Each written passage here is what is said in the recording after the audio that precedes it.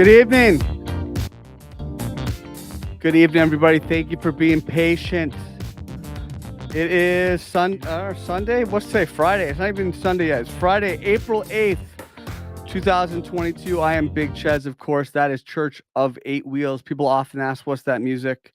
I like music. It kind of sets you in the mood. We're going to talk about some Bitcoin tonight. We'll do a little bit of technical analysis. We'll have a little bit of fun. It's not a big deal. It's a quick update. I promise you nothing, but whatever I do, I'll give you the best I have. It's a worldwide thing. Let me know where you are. I love when I read those chat messages and there's people from all over the world, places I've been, most of them I've never been. So I love that. So I love seeing that. Let's see where everybody's coming in from. People from Ohio right now. Love the energy. I appreciate that. The dancing 200K end of year, that would be fantastic. That'd be fantastic. 2 a.m. in UK. Luba staying up. That's a great name. Lud Barza. Luba Lud Barza. That's a cool name. Florida, Germany, Donkey, Arizona, Preston, UK, Essex, UK. I've been watching I've been studying like 8th, 9th, 10th century, like English history, and kind of like after the Romans left and like the Danes came in and like the Seven Kingdoms there. I'm just into it right now. So having a lot of fun with that. That's pretty cool. Essex, Australia, Jersey, Miami. Listen, we're all here together. We all the time we fight with each other and we look at people and we're like, oh, we're all so different. We're really not that different. We're really we kind of want the same things for the most of the time. And there's not that much really that differentiates us. So I love to just touch base. Just know that me and you, we're friends wherever you are in the world. We're having fun. We're here because we're into the same things. We're into trading. We're into crypto. I mean, hopefully you like what I do, unless you're here because to kind of hate on me. I mean, that's fine too. It's free speech. So you do you, I'll do me, and hopefully it works out. Let's get right into it. Of course, I'm on Twitter. I'm at Big Chads. That's where you know me. Look, you really want to watch the tutorial playlist, educational live streams. It's going to give you kind of a general idea of how I approach things. I'm the author, of course, of Trading Wisdom, 50 Lessons Every Trader Should Know. It's something I'm really proud of. It's on Amazon. The reviews are ridiculous. People love it. Something I'm really proud of. You can get, 4 formats. I have a free version on YouTube. Go to the playlist, 50 Lessons Every Trader Should Know. I'll get the whole book out for free. I'll probably do another video in like 2 weeks, maybe. Eventually, the whole thing for free. Check out my interviews. I just had a great interview with Peter McCormick. Really smart guy. That was a lot of fun. Definitely recommend you check that out. I'm going to kind of expand these over time as well. And if you want to learn how to trade and you want to do it right, you want to learn how to read the chart, understand the trend, it's Bitcoin.live. That's it. I've been doing it for over 4 years. I'm part of a team. It's just an unbelievable team, one that I'm proud to be part of. Ask me about that. Check it out. So, what are we going to talk about tonight? So, trading's hard, right? We've talked about that many times. And, but the most important thing is to kind of understand the context of what's going on. And if you kind of check out my tweets and you check out my last public update, you'll kind of see, what led into this and what I think about where we are, but it will help you set the table, right? I'm going to get into it here, but my thoughts have been well laid out. And we've been talking about kind of the formation of this zone, this horizontal zone, the failed, double Eve bottom, and these relief rallies, kind of the high water mark, right, of these relief rallies, rejecting and forming the 46K zone. We talked about the importance of that level and the significance of a break from that level. And then we talked about the concept of when you have a measured move, like from a height of a triangle, what can maybe get in the way of that? If you have an obstacle in the way of your measured move, MA200, the concept of that first underside test of the MA200 in a while, we've talked about all that. Those are the concepts. We understand we have a downtrend trying to bottom. It gets rejected at a level. It flips the level and it doesn't hold it, right? So let's just kind of walk through that, right? Here we go. March 29th, right? despite all the enthusiasm, March 29th, we'll zoom right in here. So this is just after we break the level. March 29th, right here, right? Despite the enthusiasm, it's worth observing. You have to always check yourself. You have to always be thinking context, right? Don't get caught up. The easiest way to lose money is to get caught up in the enthusiasm. And that's going to that will be addressed in the last tweet I'm going to show you, this pump that we just had. This kind of easy short opportunity based on this pump, right? This news pump, a predictable news pump, a really easy trade setup just happened. We'll get to that. But it's enthusiasm that makes you lose money. It kind of encourages you almost to lose money. It makes it easier to lose money. And so the point here is, despite the enthusiasm, it's worth observing. You have to observe daily tweezer at upper BB and MA20. What does that mean? So Bollinger Bands and John Bollinger did a great job, and he makes my trading easier. And these are really so good. It gives you the context of any Japanese candlestick signal, right? You can only really be, like a reversal candle is only, really good at an extreme. Like in the middle, it's not as powerful. And you learn that when you study Japanese candlesticks. And that's about applying that Eastern TA, right? The Japanese candlesticks with a Western TA, classical charting. And that's why a blending of those two methods is most effective. Check my textbook recommendations on Twitter. I've talked about that many times. You kind of want to always pay attention to the fact you get a shooting star candle here at the MA200 at the upper Bollinger Band and after an advance. It's not kind of a casual walk up. We're talking about a pretty strong type of move. Really from just the 13th of March on, just a strong type of move in just a couple of weeks, really getting you up to that upper Bollinger Band and the MA200. Classic kind of reversal candle.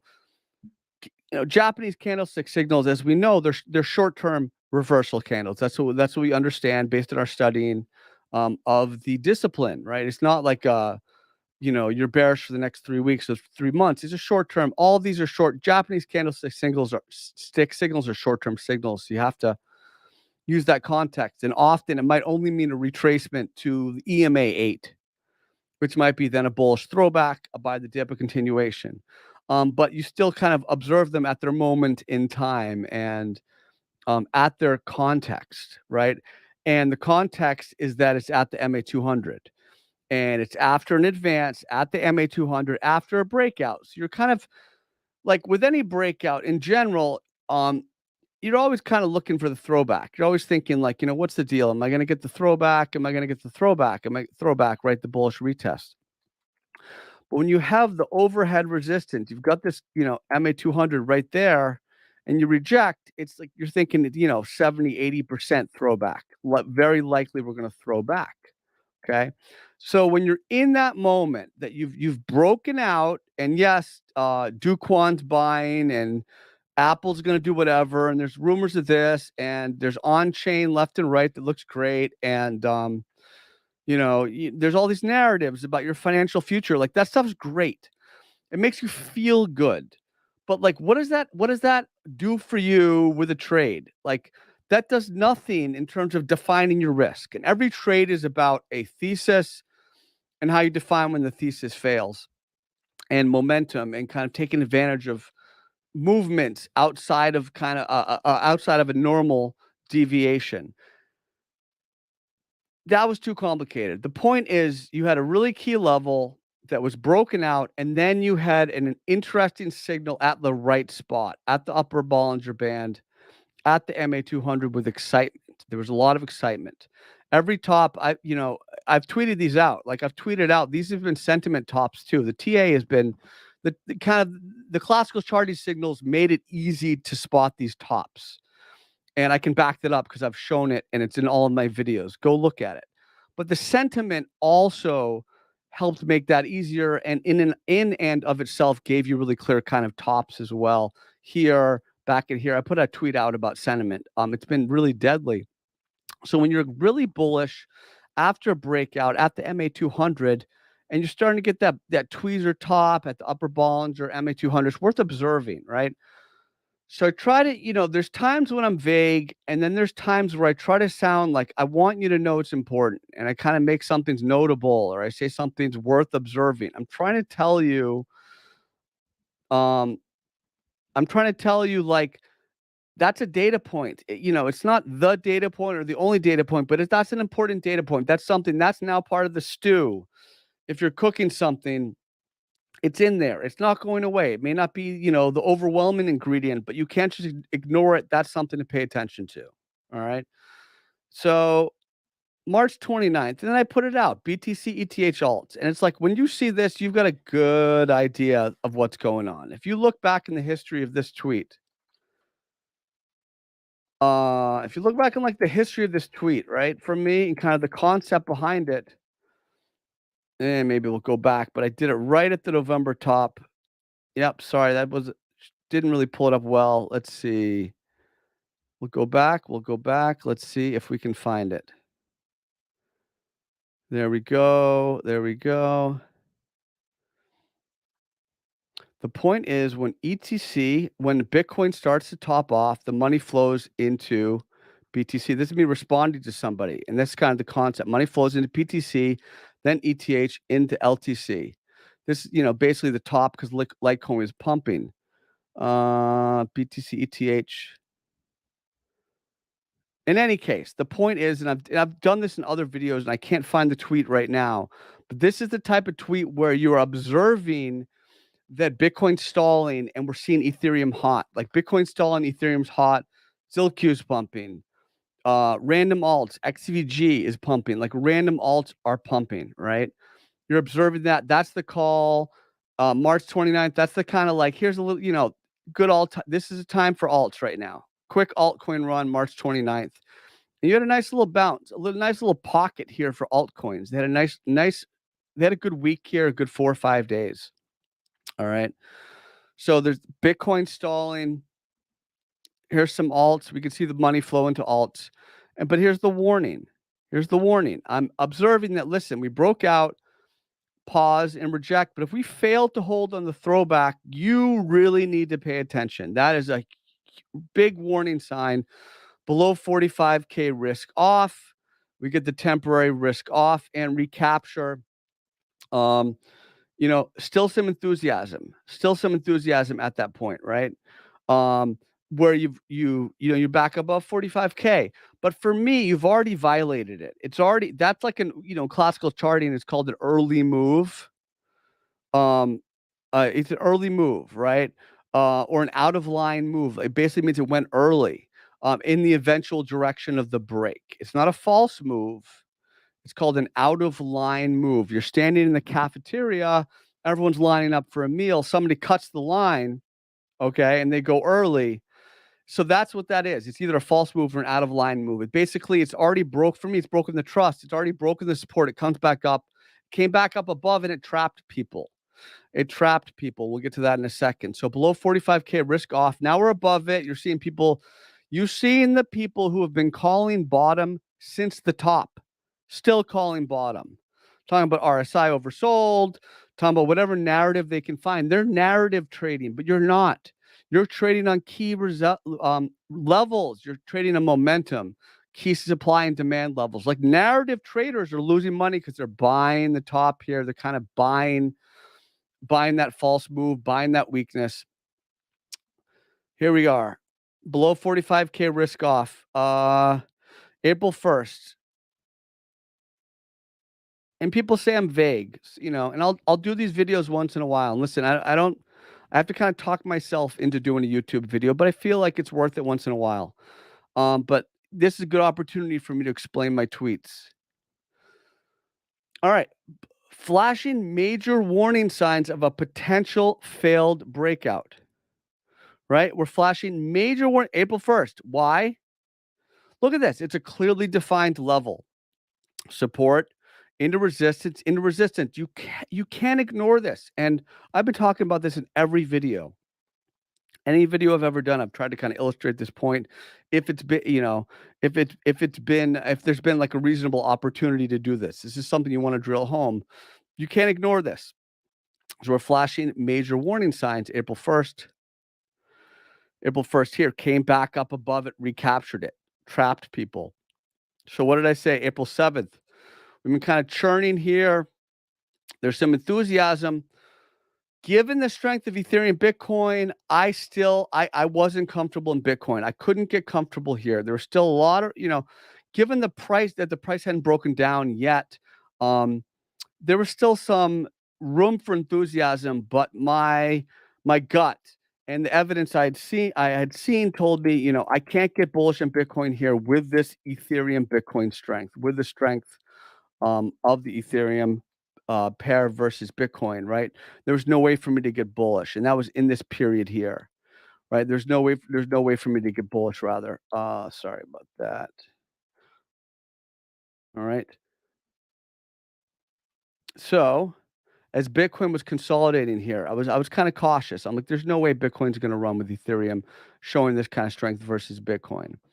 I put out this tweet on April 7th, right? It's the conference. People are excited. April 7th.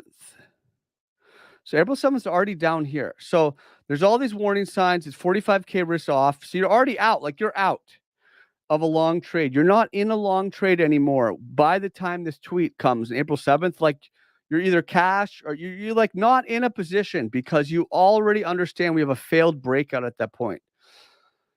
You had warning. You had warning on the EMA, on the MA 200 tag, the candlestick signals. You saw the throwback. You saw the failed throwback.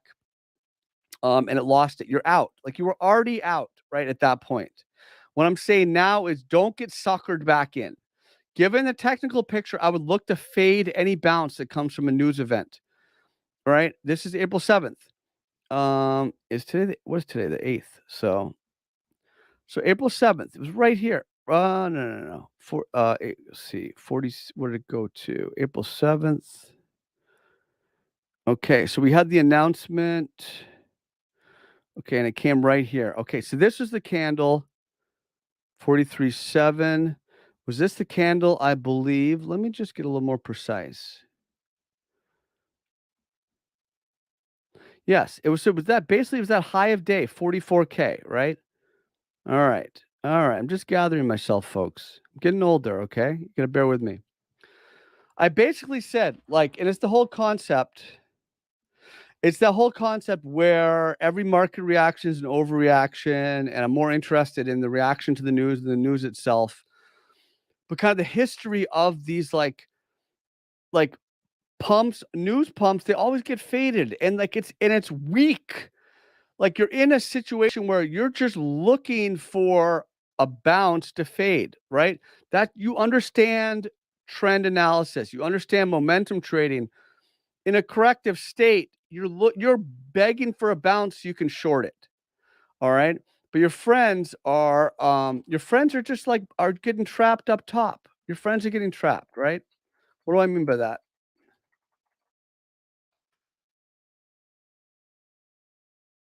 Look, unless you want to become someone else's exit liquidity, stop chasing pumps. All right. So let's see. I basically said look to fade any bounce that comes from a news event. All right. We get the bounce on the Square News or whatever it is. You basically bounce up to 44K. And I'm like, I opened shorts. Like, you kidding me? It was classic. I mean, it's like incredibly bearish momentum as is. And then you get that bounce. That's a gift. Okay.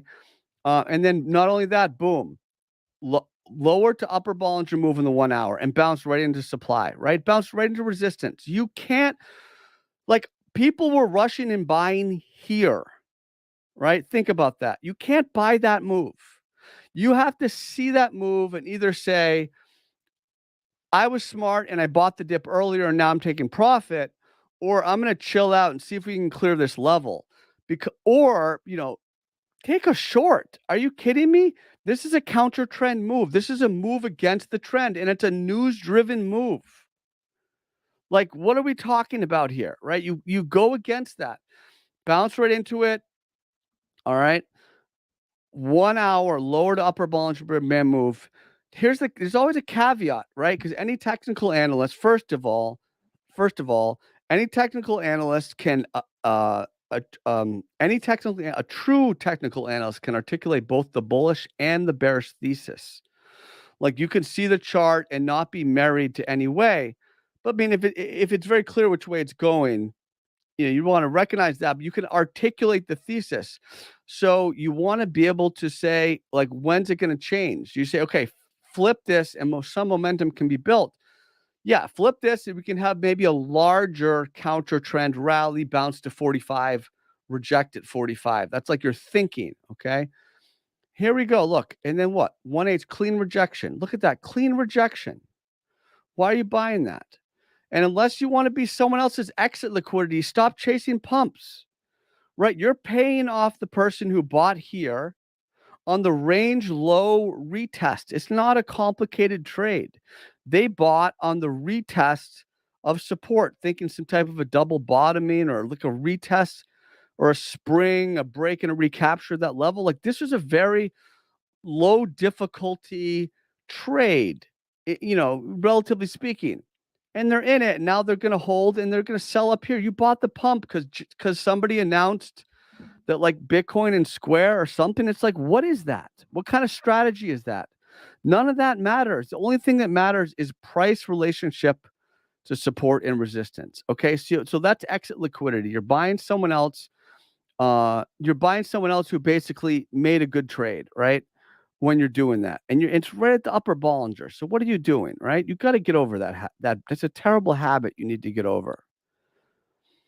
And then we broke down, and then boom, and then the 4-hour breaks down, 4-hour MA200. So what do you want, right? I don't know where the bottom is. I'm not here to do that for you. I can't do that. I could guess, but like, look, first touch MA200. I'm sorry, MA50 potentially in the daily. I think we probably tagged the MA50. Um, you It's not about, like, predicting where it's gonna go. It's about understanding it's like, what is it? College basketball. It's like understanding who has the possession clock, okay? And what that means is if we bounce here, you're looking to short. You're looking to fade a bounce into resistance, 'cause you're looking for whatever's gonna give you the best potential setup based on the trend. You're looking for the best counter trend move that you can fade, right? You've got hopium dealers are always gonna draw a diagonal, and we've talked about how that's ridiculous. It's not about that. You had a major level that was tested. It was formed over time with time interval, time in between attempts, multiple points. You have a break and an invalidation. That is a really bad sign. That has to be the beginning of any analysis. Not that the stock RSI is oversold, or that, like, your random Elliott wave or some, like, 1 hour head and shoulders. Like, get over that stuff. Just focus on momentum and key levels. I think you'll be just fine. I want to remind you that I'm on Twitter, of course, at Big Cheds. Academic observations about price, trading psychology, risk management. I am the author, of course, of Trading Wisdom, something I'm incredibly proud of. You can find that book on Amazon. The reviews are unbelievable. It's very satisfying. By the way, I have a third book, my book 3, Trading Quotes book, some of the quotes from the book and a bunch of my other work. That's going to come out in the next few months. Really excited about that project. I would like to recommend you go to my YouTube channel, check out whatever I've got here for you. It's all with love. I think it's a value. If you're brand new to trading, to technical analysis, go to the tutorials, start there, watch the quick market updates, and then, of course, the free version of the book, Trading Wisdom. If you really want to learn how to trade, I am a founding analyst at Bitcoin.live. I've been doing twice a week market updates for almost 4 years, something I'm incredibly proud of. And Bitcoin.live members have been nailing these moves because we have a great team, one that I'm honored to be proud of. So consider checking that out. I thank you folks for joining this video wherever you are in the world. We're all in this together.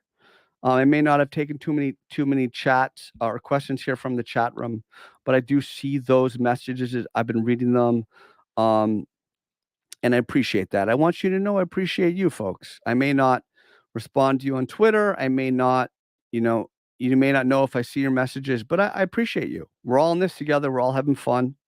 So my blessings to you. We're going to finish this off with a little bit of a dance party. As always, once again, many thanks from me to you.